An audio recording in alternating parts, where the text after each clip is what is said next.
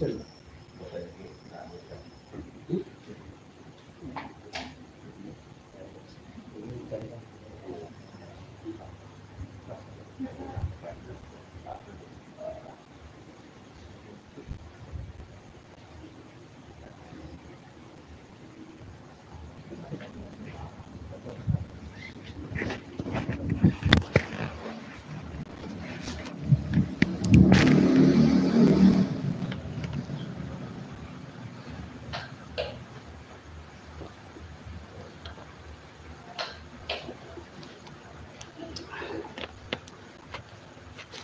lampu ini jangan kayak apik rangkaiannya.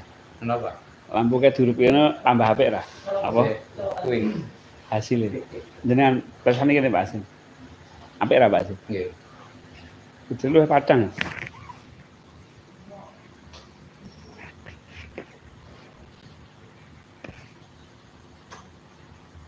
Sekarang Mas Hendro.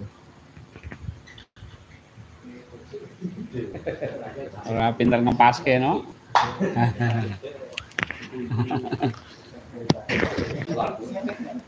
Apik. Padha wae. Oh iya Mas. Padha wae. Nggih. Doe pateni wae aku ya sulap.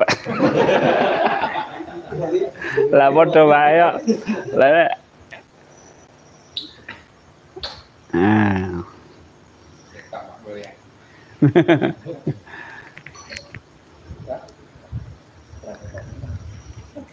Bismillahirrahmanirrahim. Assalamualaikum warahmatullahi wabarakatuh.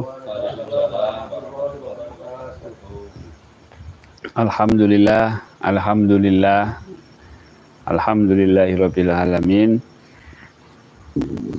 Wassalatu wassalamu ala asrofil anbiya'i wal mursalin wa ala alihi wa sahbihi wa salim ajma'in. Amma ba'du. Bapak-bapak, ibu-ibu, ibu enggak ada. Bapak-bapak dan ibu-ibu, bapak dan semua yang online saat ini, alhamdulillah kita masih diberikan satu kesempatan, terutama kesempatan bernafas, satu anugerah yang Allah amanahkan kepada kita, dan kita harus amanah dengan nafas ini tentunya, dengan selalu menyebut nama Allah dalam setiap nafas.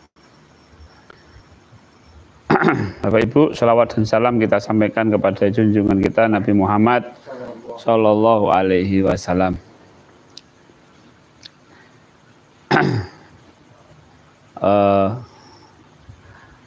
Alhamdulillah, tadi pagi saya perjalanan dari Kediri karena tadi malam sudah mengisi di rumah Bapak Dr. Slamet, siangnya di IAIN Kediri, dan malam sebelumnya di Tulungagung di tempat Pak Yuli Mushola Al-Qurdi. Mudah-mudahan dakwah kita di sana bisa diterima, bisa diterapkan dan memberi manfaat kepada yang hadir. Dan pulang tadi di kereta api kaget juga karena mendapat kabar bahwa sahabat kita, teman kita yang ikut melayani Bapak Ibu ketika di Padepokan Patrap, beliau adalah Bapak Ari Hartono yang telah berpulang ke hadirat Allah Subhanahu wa taala. Ya, tadi pun sudah didoakan sama Pak Bagian nggih. Kita berdoa mudah-mudahan beliau tenang di sisi Allah Subhanahu wa taala dan nantinya di hari akhir mendapat surga. Ya. Malam ini Bapak Ibu, kita yang masih diberikan amanah tubuh, ini mari kita betul-betul gunakan kesempatan ini, sebab nanti pada suatu saat kita akan berhenti kesempatan kita dan kita tidak bisa lagi untuk memperbaiki, tidak bisa lagi untuk apa namanya ya, memperbaiki ya. Amanah hidup harus kita manfaatkan sebaik-baiknya, terutama nafas kita, Bapak Ibu. Kita yang sebenarnya ini kan adalah jiwa kita ini. Nah, jiwa itu mendapat amanah tubuh kita ini. Kalau kita hidup berarti masih diberi nafas. Artinya kita masih diberi amanah hidup, itu masih diberi nafas. Jiwa kita itu diberi amanah jasad. Jadi kita tidak bisa lepas dari amanah itu. Seperti halnya kalau Bapak Ibu masih memiliki pasangan hidup, masih memiliki istri, maka tidak bisa lepas dari amanah itu. Nggak boleh sembarangan gitu. Sama dengan kalau kita hidup itu nggak boleh kita sembarangan dengan hidup. Karena apa? Ini hidup itu kita diberi amanah tubuh ini loh Bapak Ibu. Ini kan tubuh ya. Yang diberi amanah siapa? Jiwa. Makanya kita itu nggak boleh bunuh diri tuh. Kenapa bunuh diri? Berkhianat sama Allah Subhanahu wa Ta'ala. Berkhianat karena tidak mau menjalankan amanah. Tubuhnya masih bernafas tapi dihentikan. Tidak amanah. Makanya Bapak Ibu, kita harus betul-betul menjaga amanah ini. Ya, jaga tubuh kita. Tubuh kita itu punya kebiasaan masing-masing ya. Ada yang kalau pagi nggak minum teh mumet, itu ada. Orangnya di sini. Orangnya di sini. Ya penuhi aja gitu. Kalau memang itu kebutuhannya tubuh, penuhi. Tapi ingat bahwa Allah telah meringatkan kulu wasrobu wala tusrifu. Makan dan minumlah kamu, tapi jangan berlebihan. Ya. Merokok boleh, tapi jangan berlebihan. Sak gabus-gabusnya di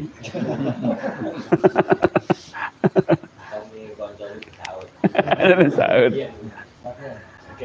Nanti cecekan hilang di mau cecekan gue mau jebule wis di. Nah, ya merokok, tapi usahakan tidak berlebihan. 1 hari 1 batang, udah cukup.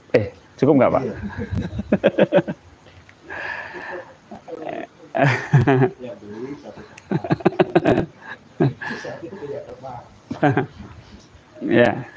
Ya kita tahulah tubuh kita masing-masing, kita di amanah itu punya karakter. Jangan disamakan dengan orang lain. Kalau orang lain mungkin merokok nyaman. Kalau saya merokok ya batuk, ya jangan merokok gitu. Karena saya tidak biasa merokok. Kalau orang minum kopi instan nggak apa-apa. Yang satunya minum kopi instan kok mahnya kambuh, ya jangan minum kopi instan. Nah, demikian Bapak Ibu, itu amanah tubuh ini gitu Bapak Ibu. Nah, baik Bapak Ibu, kita akan membahas tentang spiritual. Ya, spiritual. Mungkin kita pernah mendengar ya, bio, psiko, sosio, spiritual. Pengobatan holistik. Bio itu biologi, psiko itu psikologi, sosio itu sosial. Nah, yang satunya spiritual. Spiritual itu bukan ritual agama Bapak Ibu. Spiritual itu bukan hanya di bibir saja. Orang menganggap bahwa sholat itu spiritual. Belum tentu gitu. Loh, kok belum tentu Pak? Iya, kalau sholatnya dia aja bacanya tidak tahu maknanya, nilai spiritualnya dari mana? Ya kan? Itu kan gerakan fisik, berarti bukan spiritual, tapi gerakan jasad. Bisa biologi, bisa psikis. Apa artinya ruku? Arti gerakan ruku apa? Kalau kita nggak tahu ya bukan spiritual. Kalau orang itu ngaku berspiritual, berarti dia pertama tahu artinya, yang kedua menyadari apa itu artinya. Itu baru berspiritual namanya. Kesehatan manusia itu yang 4 tadi sebenarnya. Kalau biologinya sehat, jasadnya sehat, psikisnya sehat, secara sosial dia juga sehat, spiritualnya sehat. Nah itu baru dikatakan dia sehat mental gitu loh Pak. Karena spiritual akan mempengaruhi mentalnya. Nah, mungkin kita biologi sudah lah, olahraga, makan, jogging, apalagi yang biologi ya, nge-gym. Terus secara psikologi ya terpenuhi kebutuhan-kebutuhan psikisnya gitu loh. Hiburan, wisata kuliner, wisata yang lain-lain. Kemudian yang ketiga adalah sosial. Dia punya komunitas, bisa komunikasi dengan sesama. Nah, kalau spiritual ini wilayahnya adalah kesadaran jiwa. Kalau bio tadi wilayahnya jasad. Psikis itu fungsi-fungsi jasad, misalnya berpikir, beremosi, itu fungsi-fungsi jasad, merasakan. Sosial itu berinteraksi dengan lingkungan. Nah, spiritual itu wilayahnya di wilayah kesadaran atau jiwa. Jadi kalau mau berspiritual ya pertanyaannya sadar apa enggak gitu. Sadar dalam arti menyadari yang menyadari sesuatu hal yang memiliki kekuatan di luar dirinya. Nah, spiritual ini masih umum Bapak Ibu ya. Orang yang percaya dengan laut ya, bahwa di situ ada penguasanya Nyi Roro Kidul, itu pun berspiritual gitu. Berspiritual itu menggantungkan sesuatu kekuatan di luar dirinya. Ya kan? Kan ada itu yang minta perlindungan Nyi Roro Kidul itu. Walaupun ada apa enggak kan itu diyakini ada kan gitu. Saya beberapa kali ke Parangtritis juga enggak ketemu itu kerajaannya. Ya, tapi yang yakin gitu ya keretanya lewat gitu. Tapi kalau buka mata ya nggak ada. Merem ini baru ada. Karena itu masuk wilayah apa? Keyakinan.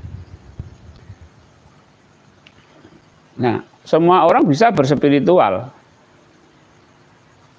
Asal dia meyakini suatu kekuatan di luar dirinya.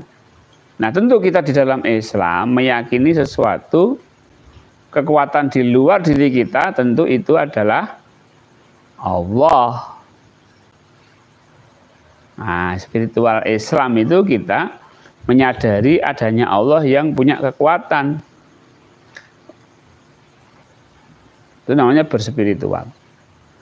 Sehingga di dalam praktek-praktek ibadah di dalam Islam itu harus melibatkan kesadaran akan kekuatan Allah. Contoh misalnya Allahu Akbar. Kekuatan Allah apa yang disadarkan ketika Allahu Akbar? Hah? Nah, kesadaran akan kekuatan maha besarnya Allah itu. Ya kan? Bismillahirrahmanirrahim. Spiritualnya gimana? Hah? Nah, menyadari kekuatan Allah yang berupa Rahman Rahimnya Allah. Rahman Rahim itu kan kekuatan, Pak. Ada energi, ada dalam Quran namanya nur. Kekuatan, power, nur. Ya. Baik. Dan semuanya ritual itu harus ada sisi kekuatan Allahnya. Misalnya kata subhanallah. Kata subhanallah itu letak kekuatan, kesadaran akan kekuatan Allahnya tentang apa? Kemaha sucian Allah. Jadi spiritual itu cukup melihat kipas itu berputar dengan menyadari bahwa yang menggerakkan kipas yang berputar itu adalah Allah, kekuatan Allah. Itu sudah berspiritual. Atau cukup dengan nafas.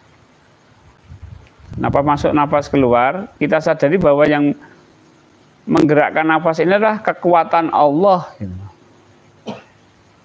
Ini yang nafas masuk ini yang menggerakkan adalah Allah yang memiliki kekuatan. Nah, ini pun sudah berspiritual. Tapi kalau Allahnya dihilangkan, kekuatan Allah dihilangkan, sudah nggak spiritual lagi. Contoh sholat. Kalau sholat itu tidak ada kesadarannya, ya tidak berspiritual. Ya sholat gitu aja. Tapi ya sebenarnya itu tidak memenuhi kriteria apa yang sudah ditetapkan Allah. Karena ada salah satu peringatan Allah itu orang banyak yang sholat tapi hanya cepat, ya, hanya mendapatkan lelah. Pahala yora itu emang kesel. Nah itu kalau sholat kita itu tanpa ya, tanpa kesadaran, tanpa kita berspiritual.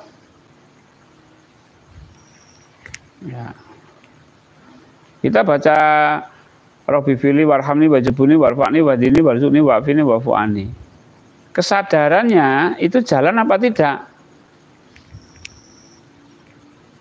Spiritualnya jalan apa tidak? Ya kalau tidak jalan ya tidak berspiritual namanya. Semua ibadah yang sudah Allah tetapkan itu mengandung nilai spiritual. Karena di situ ada kesadaran tentang Allah. Subhanallah, alhamdulillah, wala ilaha illallah, wallahu akbar. Wala haula wala quwata illa billah. Wah, itu kalimat-kalimat kesadaran tingkat tinggi itu.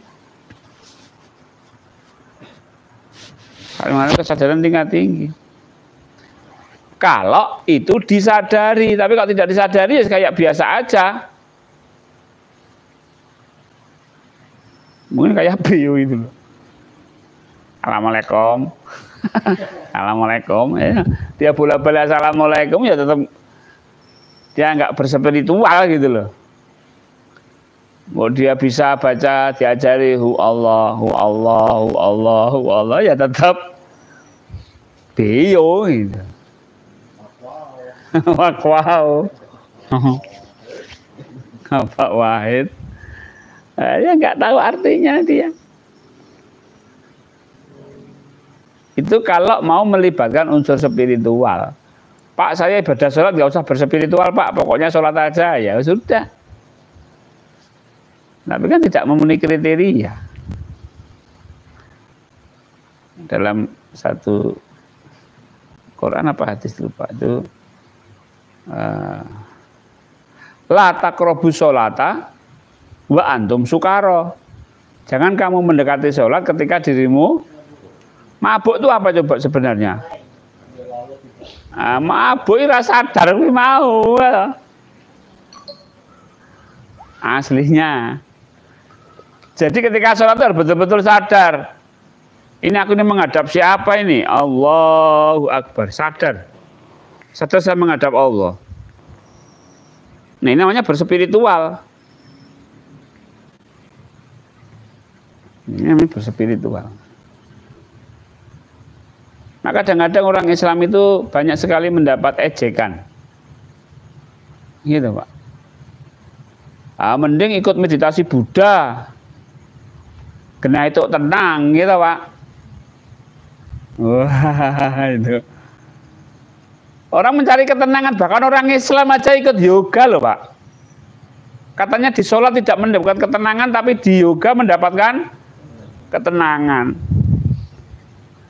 Wong Islam buka kursus yoga nang omah kan. Iki jane ketemu nang ndi ngono. Katanya mencari ketenangan. Lha nang ngene Islam apa ora ono. Ternyata ketika sholat tidak melibatkan unsur spiritualnya. Tidak melibatkan unsur spirit. Wes genah ngene iki malah ini menyadari kan spiritualnya jalan. Cuma enggak ke Allah gitu loh. Ya. Walaupun tenang ini gak ono hitungane kan gitu, Pak. Ini menurut sisi Islam loh ya. Nah,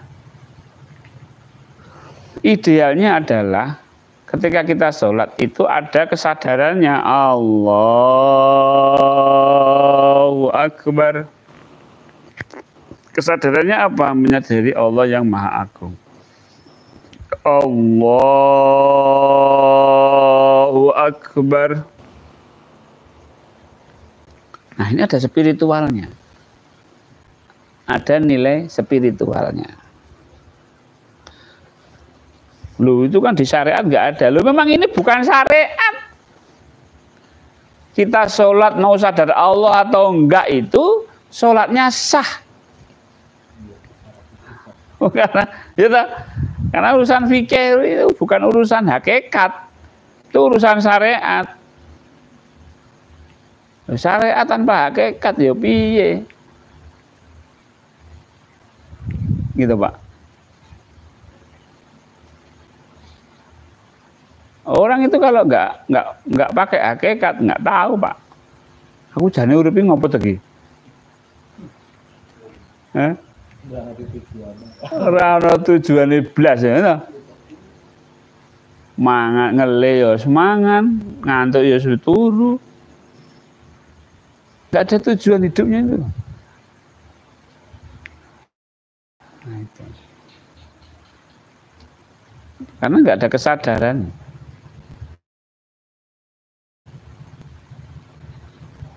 Itu. Jadi saya mengajak kepada Bapak Ibu, mari sama-sama kita menjalankan ibadah kepada Allah tentang hakikat. Itu ya dijalani gitu, jangan hanya syariat. Syariat tak ora kanggo. Banyak orang yang berpuasa tapi hanya mendapatkan lapar dan haus. Ya poso. Gak gugur kewajiban, tapi tidak mendapatkan apa-apa, menghitung ngelih karo ngelak. Orang sholat ya ada, hanya orang sholat ya hanya mendapatkan lelah. Bahkan sindiran kerasnya itu Rasulullah itu 1000 rakaatnya. Ahli ibadah tanpa ilmu itu lebih dibanding dengan tidurnya orang yang berilmu itu lebih tinggi orang yang berilmu yang tidur tadi. Sebab apa? Tidurnya itu dengan kesadaran. Tidur dengan kesadaran ya. Tidur itu dia menuju kepada Allah. Tapi yang sholat 1000 rakaat nggak ada Allahnya. Ngocak target 1000 rakaat. Nggak ada nilainya tuh, Pak.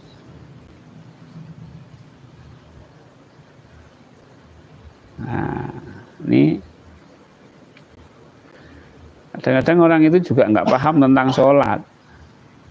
Dikiranya sholat itu hanya memenuhi kewajiban. Makanya ada golongan-golongan tertentu itu, ya yang penting kenal Gusti Allah, ora sholat ora apa-apa. Bukan begitu, sholat itu sebagai sarana untuk berspiritual. Olah jiwanya loh, Pak. Bersepiritualnya olah jiwa.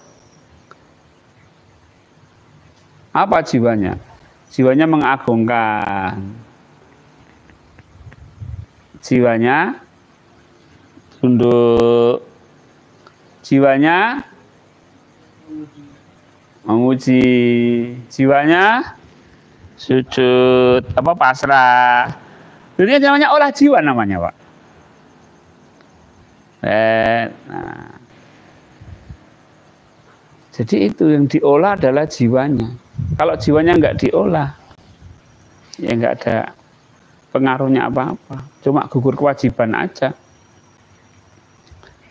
Nah, ini tentang berspiritual. Jadi mari Bapak Ibu, kita sholat kita itu kita gunakan sebagai jalan spiritual kita, sebagai torekoh. Torekoh itu jalan, torekoh itu cara. Syariat, hakikat, syariat, torekot, hakikat, makrifat. Jadi syariatnya sholat, torekotnya itu dijalankan sholat itu, hakikatnya dengan kesadaran, maka ketemulah makrifat yang sebenarnya, pengenalan Allah. Sebab kalau orang hanya makrifat kenal tapi kok tidak tunduk kepada Allah, ya durung kenal jebule jenenge gitu loh. Ini makrifat, dijawi Gusti Allah, ora dijalanke. Apa jenenge wong kenal ngono kuwi? Kan ya enggak loh. Kenal ning ora patuh iki. Nah, kita kenal dan patuh. Nah, ketemu aslinya, kebuka-buka itu nanti rahasia-rahasia kemakrifatan. Jadi syariat dijalankan dalam bentuk tarekat, ditambahi dengan hakikat, yaitu kesadaran tadi dalam ibadah, maka kita akan makrifat. Oh, gitu.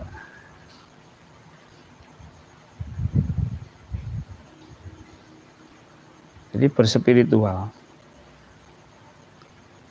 Dikir nafas berspiritual atau bukan? Ya kalau hanya hu Allah tanpa ada kesadaran akan Allah ya bukan spiritual namanya. Ngapal kayak Quran sampai 30 juz berspiritual enggak? Ya lihat dulu. Untuk apa dia menghafal? Ketika membaca posisi kejiwaannya seperti apa? Kalau menghafal Quran hanya berharap nanti agar dapat beasiswa ketika kuliah, ya nggak ada artinya. Apakah menjadi santri itu nantinya bisa berspiritual dengan baik? Ya belum tentu. Kalau dalam dia nyantri masih tidak disertai dengan jiwa, ya Bapak Ibu, mari kita olah jiwa kita dari mulai yang paling sederhana, yaitu menyadari nafas. Ya Bapak Ibu, nafas kita yang masuk ini, nafas kita yang keluar, coba kita latih disadari, ya, disadari. Ketika nafas masuk, syukur-syukur Bapak Ibu bisa menyadari dorongan nafasnya gitu. Ketika nafas itu ada yang mendorong Bapak Ibu. Makanya kemarin kita kan latihannya tahan nafas. Ketika tahan itu kan energinya kuat tuh. Energi yang melawan keinginan kita menahan itu. Ya kan? Nah, itu kita pegang, itu kita pelajari daya itu, dorongan itu. Karena nantinya kita harus pandai-pandai untuk selalu menyadari Allah agar daya itu, dorongan itu bisa kita gunakan untuk menyelesaikan amanah-amanah kita sehari-hari. Baik Bapak Ibu. Sekarang Bapak Ibu sadari nafasnya. Yang nafas masuk, nafas keluar.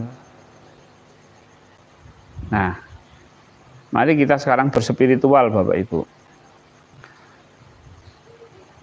Sadari bahwa gerak nafas itu dari Allah. Nah, ini sudah masuk spiritual.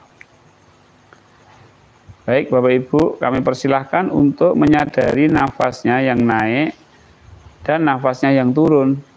Bahwa nafas naik, nafas turun itu dari Allah. Nafas naik dari Allah, nafas turun dari Allah, nafas naik dari Allah, nafas turun dari Allah. Naik turun kita sadari Allah Bapak Ibu. Itulah yang dinamakan dengan berspiritual. Jadi cukup simpel, cukup mudah.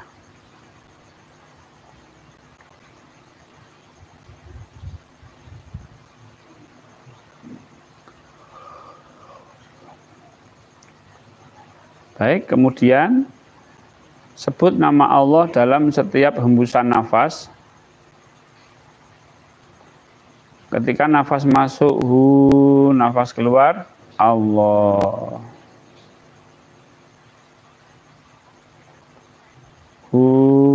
Allah.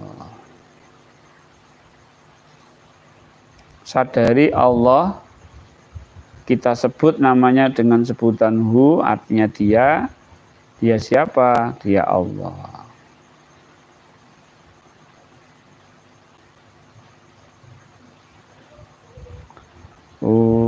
Allah.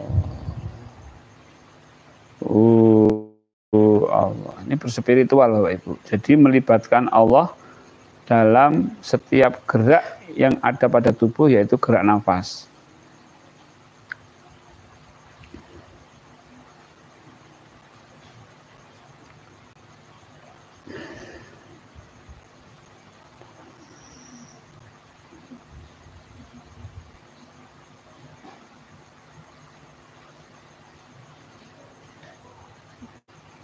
Baik. Perkuat spiritualnya Bapak Ibu, yaitu kita percaya, beriman kepada Allah yang menggerakkan nafas masuk dan nafas keluar.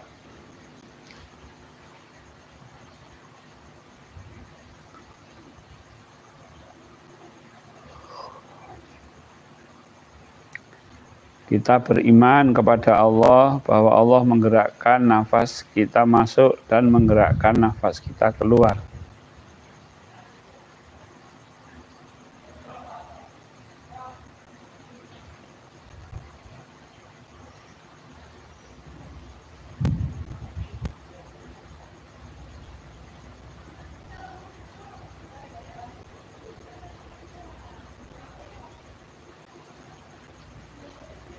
Nafas masuk, nafas keluar, Allah, Allah.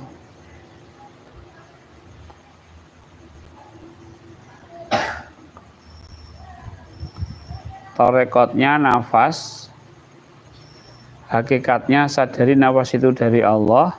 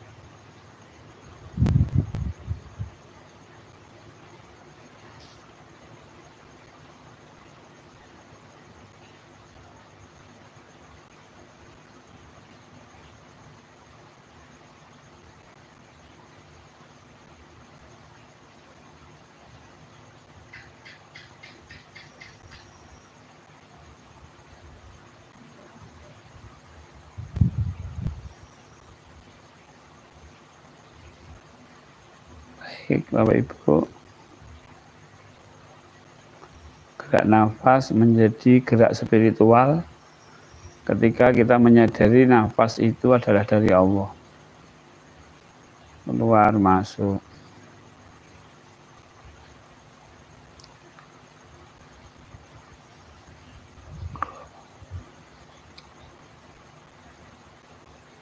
Baik, Bapak Ibu, silahkan dilanjutkan. Berspiritualnya sering-sering berlatih, kemudian coba ketika Bapak Ibu sholat dipraktekkan di dalam sholat. Panduan saya dari Padepokan saya cukupkan sekian. Silakan Bapak Ibu untuk melanjutkan zikir nafasnya.